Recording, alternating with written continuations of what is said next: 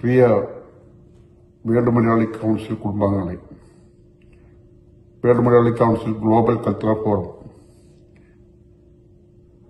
അതിന്റെ ചെയർമാൻ നമ്മുടെ പ്രിയപ്പെട്ട ദിനേശ് പണിക്കരുടെ നേതൃത്വത്തിൽ ഈ മാസം 27-ാം തീയതി സൂം പ്ലാറ്റ്ഫോമിലൂടെ വേൾഡ് മലയാളി കൗൺസിലിന്റെ ഗ്ലോബൽ കുടുംബാംഗങ്ങളെല്ലാം കൂടെ ഒത്തുകൂടുകയാണ്.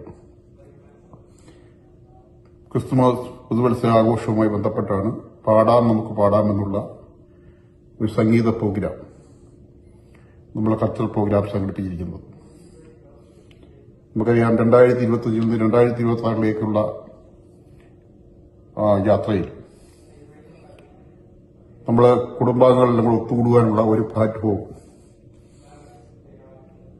നമുക്ക് പാടാം എന്നുള്ള മനോഹരമായ സംഗീത പ്രോഗ്രാമിൽ എല്ലാവരും പങ്കെടുക്കണം.